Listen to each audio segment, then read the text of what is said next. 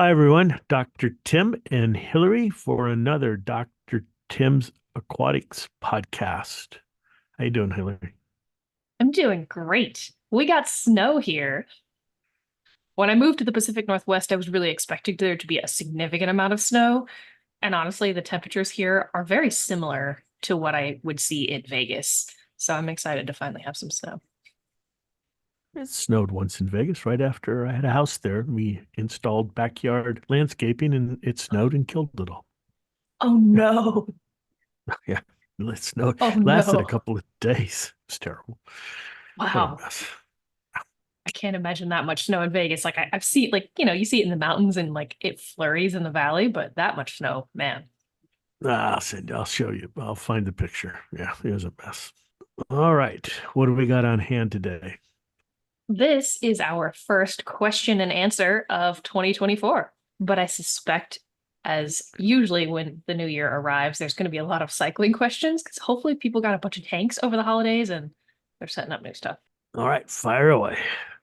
All right. Question number one. During the cycling process, do I run my return pump and keep it running from the start? I will be removing all media and filtration following your instructions. I will also be adding some crushed coral to the substrate as well. Do not remove the media. Keep the media in your filter. You need places for the bacteria to adhere to. What we say is remove your micron filter sock, turn off your skimmer, turn off your ozone, turn off your UV for 48 hours, right before you add the bacteria, and then for 48 hours afterwards.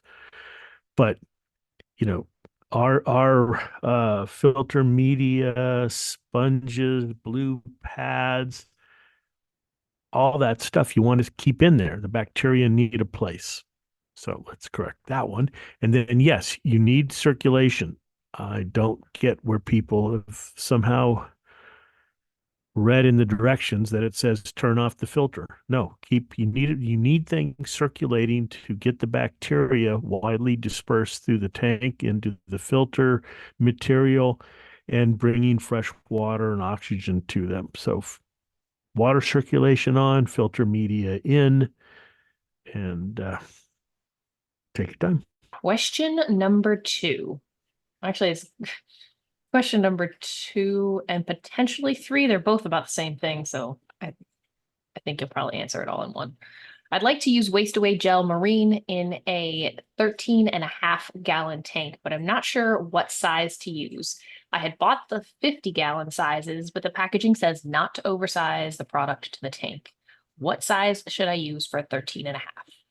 Also, is a 50 too big for a 29-gallon tank I'm planning? And then I have a similar question about a 55-gallon tank. Should they use the one for the 100-gallon or mix and match the sizes to get as close to 55 gallons as possible? Okay, so first, these tank volumes are estimates. I mean, I doubt that tank holds exactly 55 or 13.5. So this isn't measuring things down to the millimeter, round off down. So 13 is close, a lot closer to 10 than it is to 50. So use the 10-gallon gel. And the 55 is very close to 50. So use the 50-gallon gel. I wouldn't recommend using the 50-gallon gel in a 10-gallon tank. And the reason being, what you're trying to do is keep the system primed, like a pump primed. You're trying to just continually introduce a small amount of bacteria that will feed, being anthropomorphic, but will consume nitrates and phosphates and degrade the organics and outcompete the algae and all the other nuisance things. So if you put the 50-gallon gel in a 13 or a 10-gallon tank, you could be releasing a little bit too much bacteria. And if there's a lot of nutrients in the system, you can get the dreaded bacteria bloom. So always undersize when it comes to bacteria because they're going to grow. That's what they do. For the 29, well, you're kind of stuck in the middle there. I would probably go with the 50.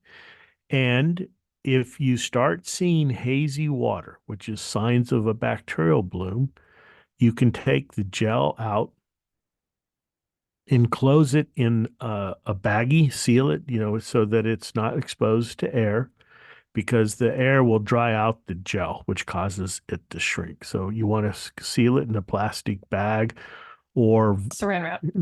yeah, saran wrap. And so take the gel out, seal it, saran wrap or a baggie, and then let the water clear and then put the gel back in. But that just proves my point of you're just trying to keep the system primed with bacteria. So always go smaller, and let the bacteria do the work. Okay. Moving on. Question number 3. I was doing a fishless cycle with one and only on a 10-gallon tank. Followed the directions to the T, and today is day 25. It finally got to 0 ammonia, 0 nitrite, and 0 nitrate. I added a dose of your ammonium chloride for the 10 gallons, and I will check tomorrow evening and see if everything is still 0. Does that mean I'm cycled? Also, I read somewhere to do like a 90% water change before adding the fish, but my question is, do I rinse filter material and vacuum the gravel?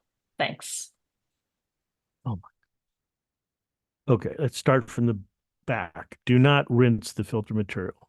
Do not siphon clean the gravel. This is where the bacteria are that are finally established. So now you're rinsing them, you're throwing them all away or washing them down the drain. So don't do that. A 90% water change, I have no idea why someone would recommend that. The most you want to do is maybe a 33 to 50%. And that all depends upon, if you're up where Hillary is in the Pacific Northwest, there's not much buffering. And when you're adding ammonia to the water with the ammonia drops, especially in a freshwater system, your pH, alkalinity is going to be consumed and your pH is going to drop. So you're doing a water change to get those back up into the right levels. Salt water could be the same thing if you're adding a lot of ammonia, but nothing over a 50% water change. Then, are you cycled? Well, we recommend that you add the ammonia drops at least 2 or 3 times.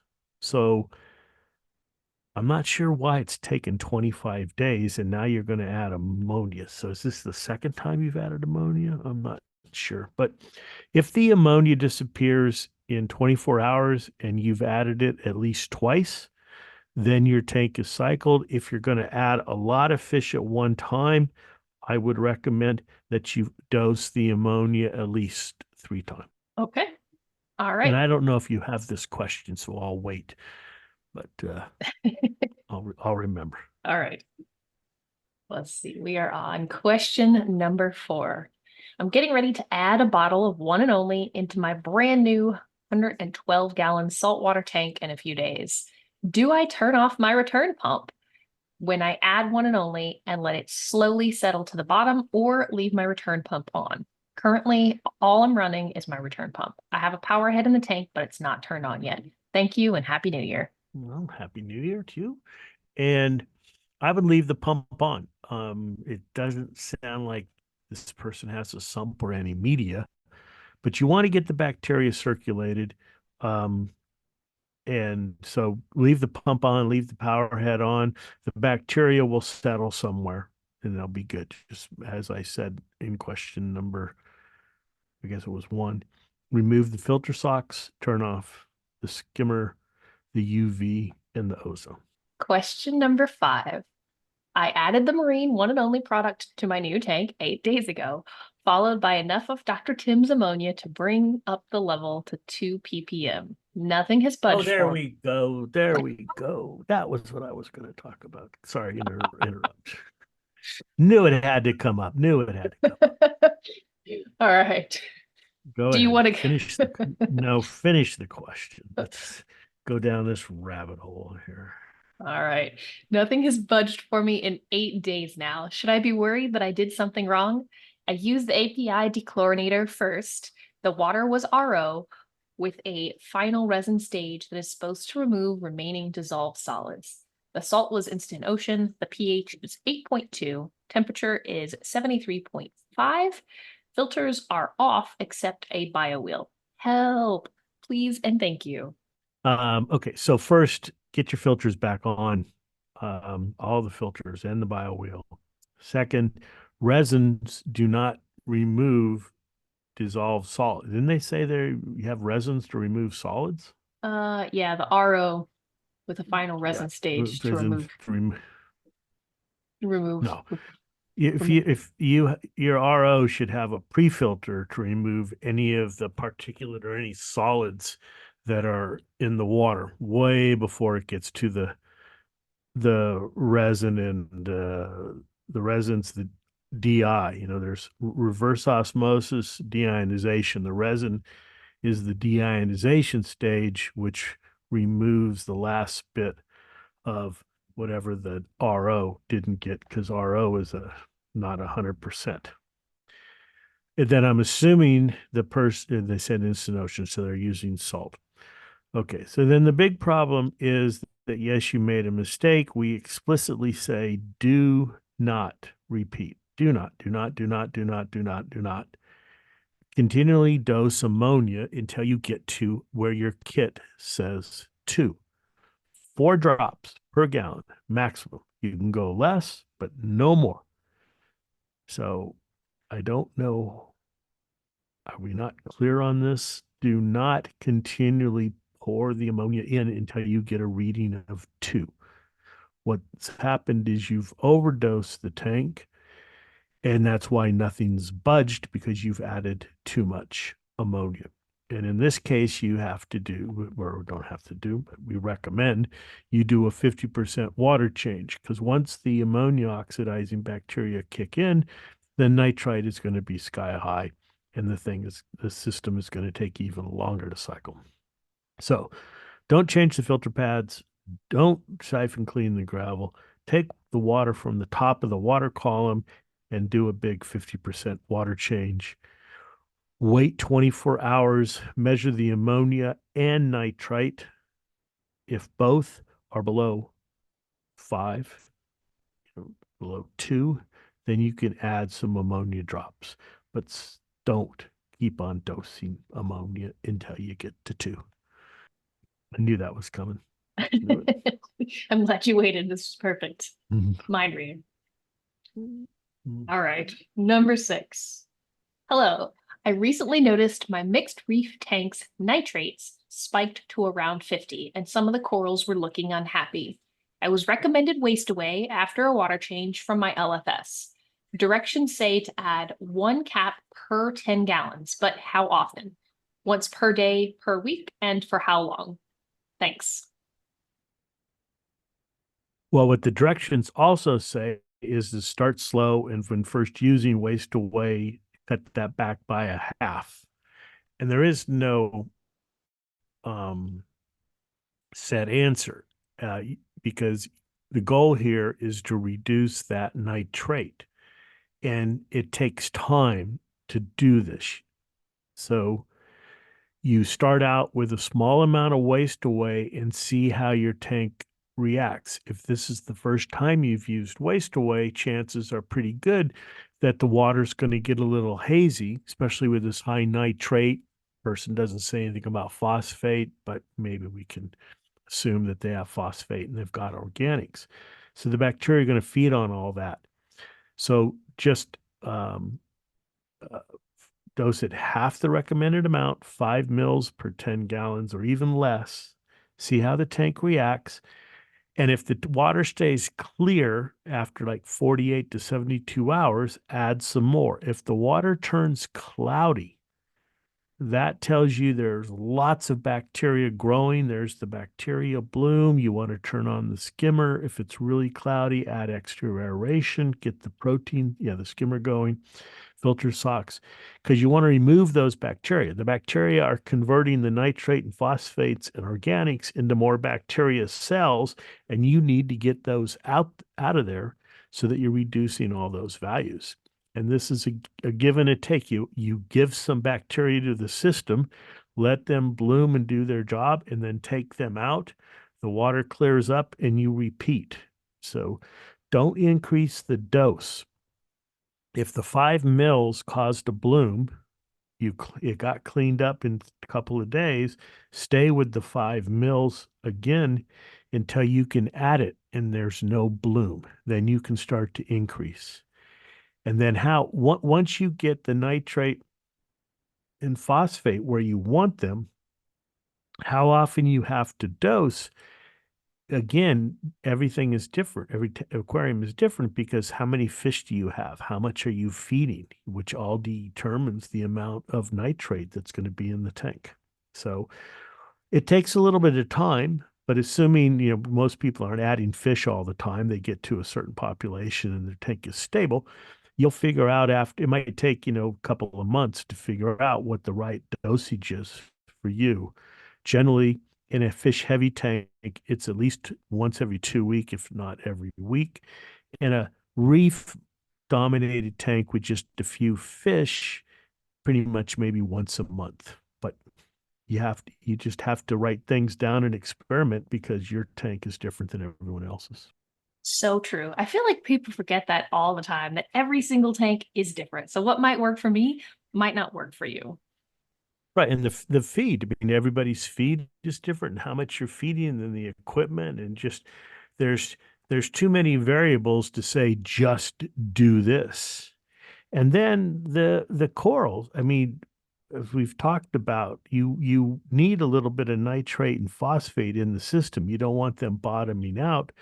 But if you're growing bacteria, say we're using our waste-away gels, and those bacteria are being consumed by the corals, then your system is going to be different than if you've got a fish only tank that you're feeding tons of food to and trying to keep the algae under bay. So, I mean, that's what's fun about it. Everybody's tank is different, but I guess that's also the frustrating thing is that there's no, this is the way, this is, the answer or something like that that tells people exactly what to do.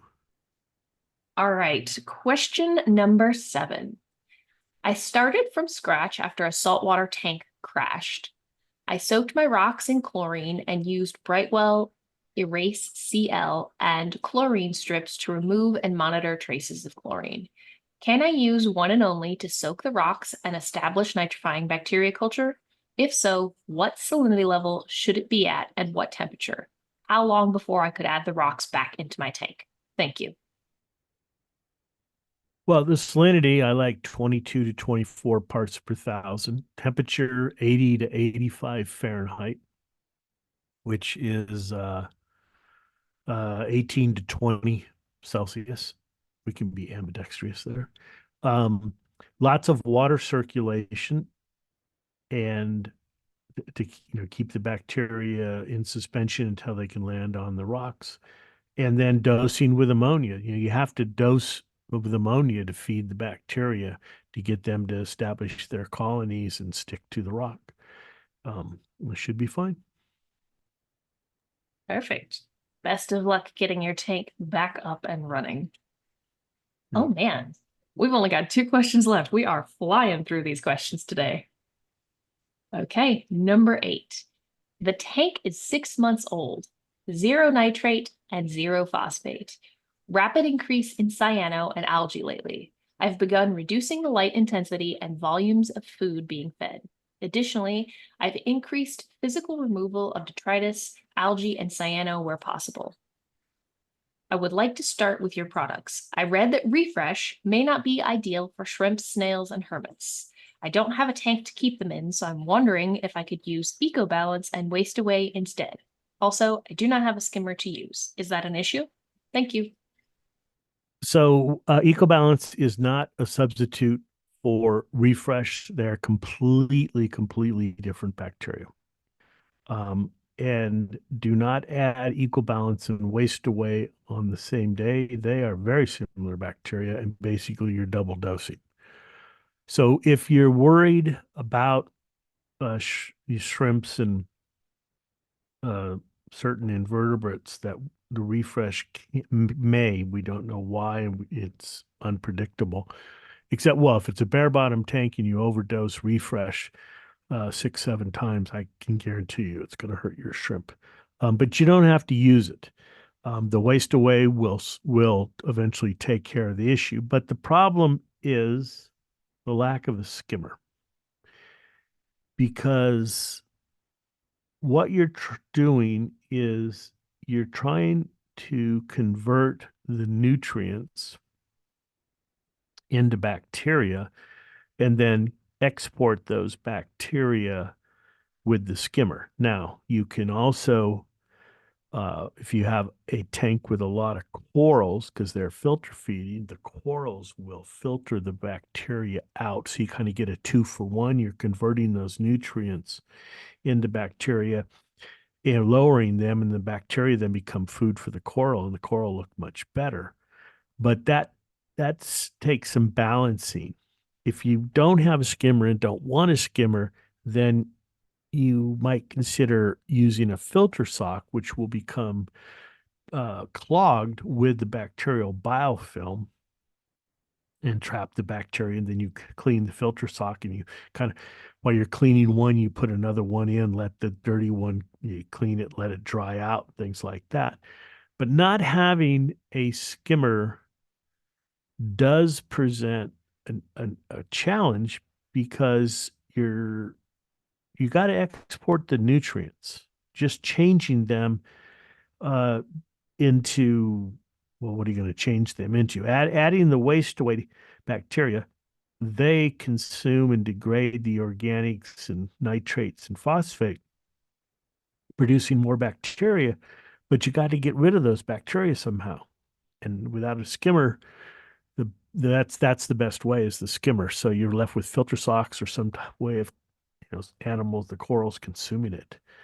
Those are your options. And then I would ask or think, do you really have cyano? If you have zero phosphate and zero nitrate, chances are it could be more dinoflagellates rather than cyanobac. Running your tank long term with zero phosphates and zero nitrates, I can pretty much guarantee you're going to get dinoflagellates if you don't already have them.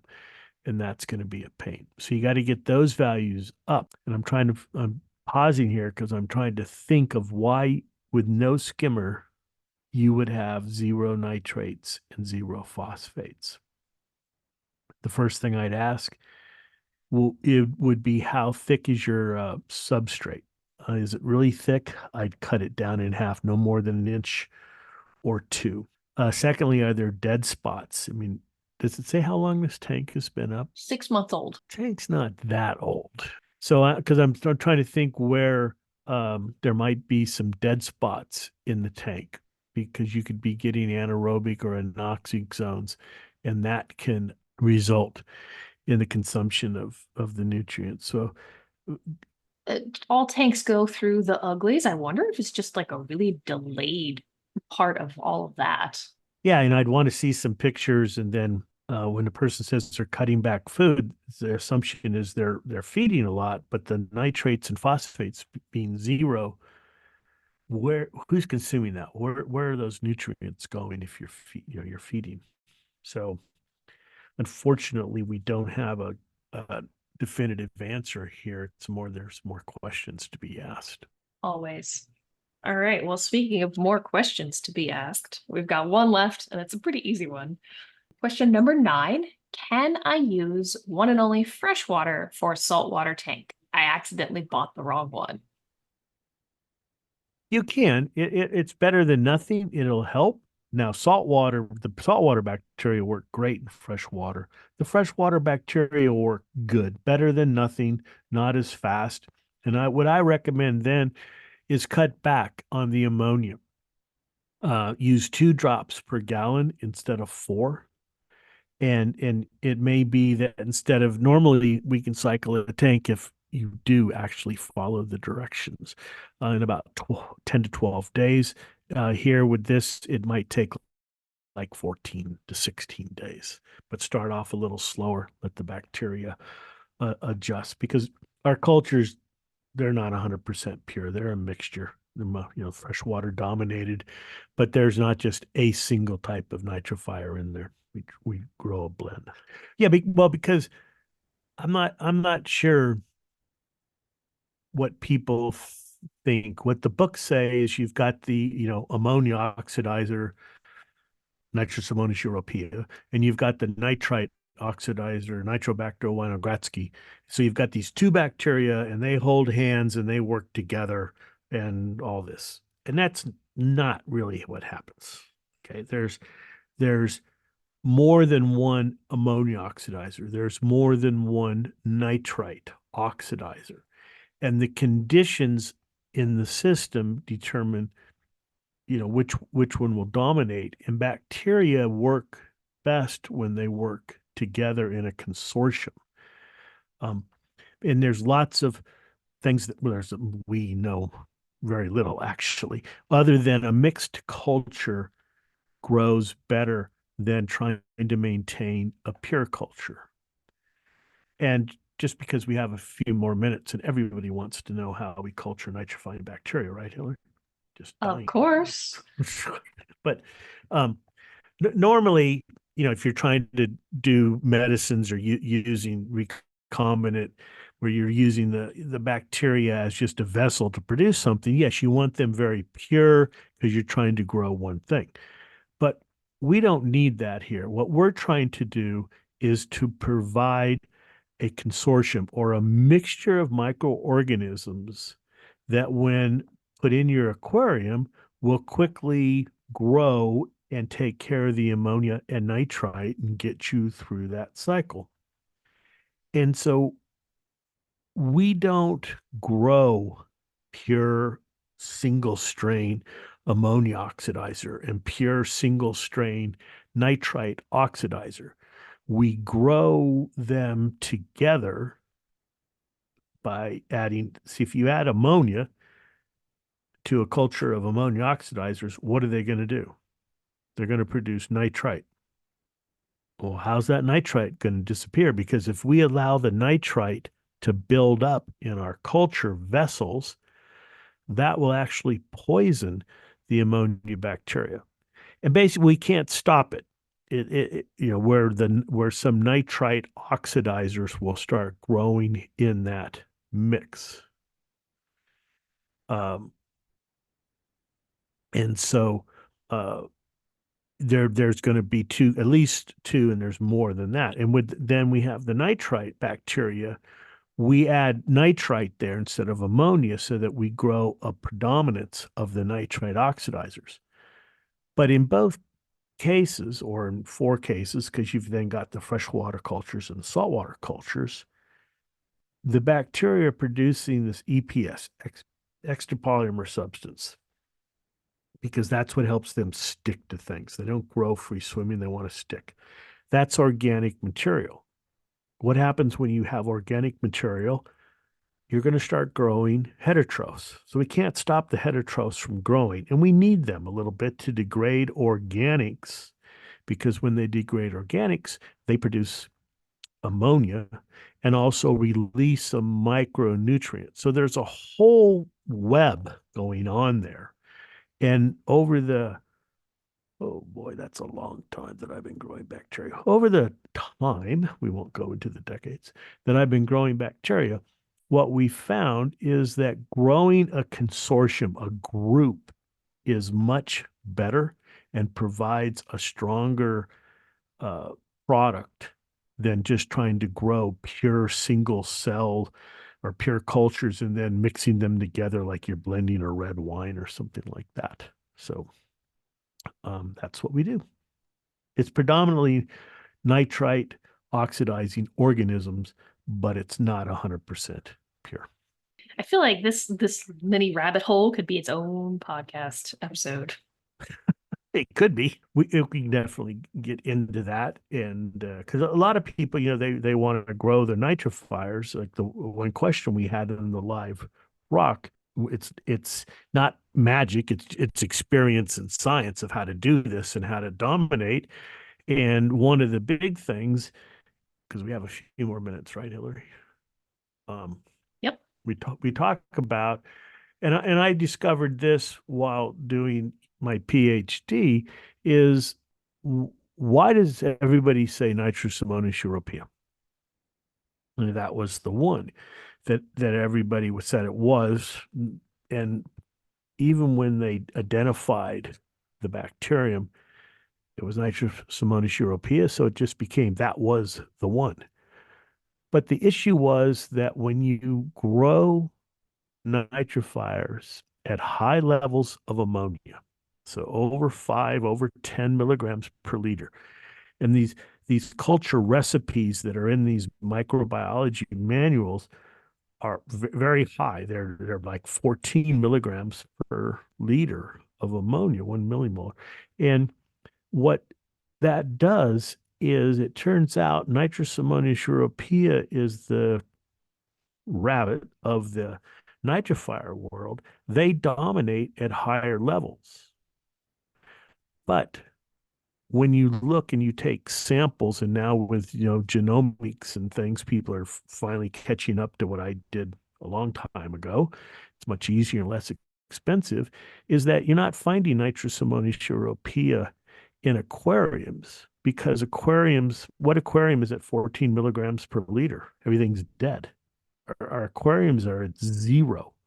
There's a slow release of ammonia from fish. I did my master's thesis on ammonia excretion in fish. And what I did was set up a lot of aquariums. It was a lot of aquariums. And was up 24 hours, and I was measuring ammonia in these aquariums that were fed different levels, either 0, 1, 2, 4. I'm not sure, it was a while ago, but different percentages of food. And then I was measuring the ammonia every hour in all these aquariums with replicates and everything to see when ammonia excretion peaked after feeding. And I won't go into the gory details, but basically, there's a max time, or a time where there's a maximum amount of ammonia excreted. So you get an ammonia boost from the fish, and then it slows down. And the bacteria respond accordingly. But there are different bacteria, and that was what I discovered, was that the ones in aquariums are completely different. And that's why I stress, don't dose these high levels of ammonia, because the bacteria that we want do not grow well under those conditions. And all the details are available in the second paper I published, or the third paper I published on this, where we talk about how we were culturing them in the lab under experimental conditions. And I can get Nitrosomonas europaea if we just increase the amount of ammonia in the system. But what people find, because there are a couple of companies out there that do have nitrifiers in their mix. Most companies, hate to break it to you, don't, which gives gives all of us a bad name, because there are products out there that are, there's no doubt about it, they are snake oil. They don't even have bacteria in them, much less nitrifiers. But if you have Nitrosomonas in the system, initially it will work, or in the mix, initially it may work, but what happens is 2-3 weeks later, you've had no ammonia for a week or two, think everything's great, and then all of a sudden the ammonia spikes, and the tank basically recycles, goes through another cycle, because the Nitrosomonas europaea can't stay established in these low ammonia environments. That's not what they're adapted, or that's not what they do. There's high ammonia. That's why they're found in sewage treatment plants. That's why, not in aquariums. So we grow them accordingly. That is why it's important to keep the ammonia down. And then you've got in some of the forums, these people that don't know what they're talking about. And one of the big ones is, especially in saltwater aquariums, don't worry about the nitrite. We don't care about what the nitrite gets to. If you want to be completely frustrated cycling your aquarium, then listen to these people, because they're completely wrong. Okay. Nitrite. I'm going to ask a question here. So you're saying the people on the forums are wrong. Where is a good place to go find good information? Unfortunately, I don't know. I know.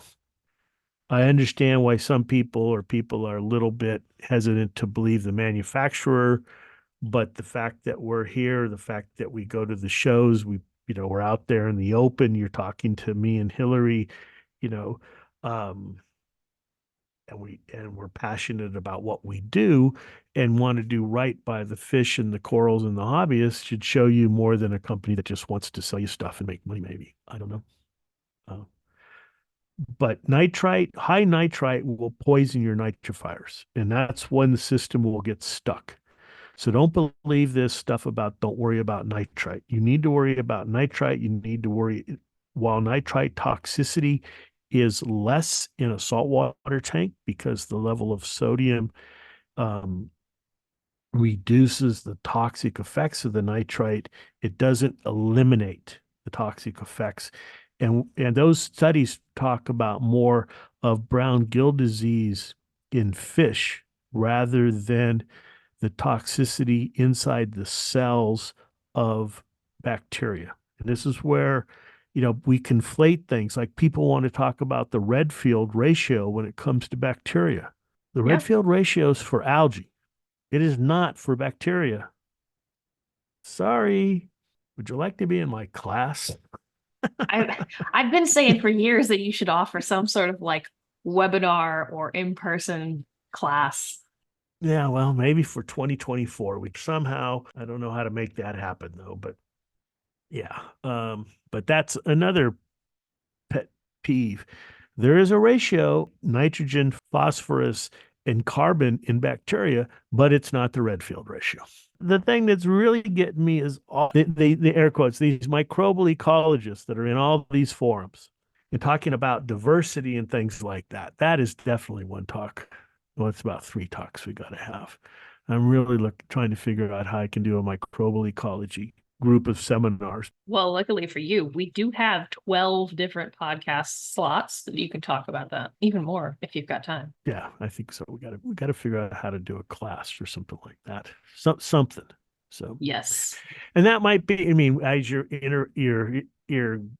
listening to me rant, are you interested in having some type of interactive classroom experience or something, Hillary? We can do Yeah. whiteboard on Zoom and we can do a presentation. But if there's an interest there, maybe, hit Hillary up with a yes, and we can try to figure out how to make that happen in this new year and get some feedback, like a classroom where we have people in real time. I know it's hard to figure out a time for everybody, but I I've taught at universities before. I like teaching, and it's not selling, it's teaching and educating and answering questions and having a seminar series. And maybe that's something we can work on, Helen. I like that idea. Yeah, we just got to figure out the logistics of it. But anyways, folks, there's a lot of stuff there always has been in this hobby that masquerades as science. And as anyone who's known me through the years, that's kind of the Don Quixote in me that I try to educate people. And, the stories are great, but it's not science. I think that's a good note to end on. I think so too, everybody. But we're looking forward to a whole great series in 2024. We're doing the shows and things, and keep the questions coming, and we'll figure out some way to do some type of seminar. I mean, we got three or four subjects right there. Hillary, we got a class. I know. All right, everyone. Thanks for listening. We do appreciate it. Appreciate your questions and everything very much. So this has been Dr. Tim and Hillary in another Dr. Tim's Aquatics podcast.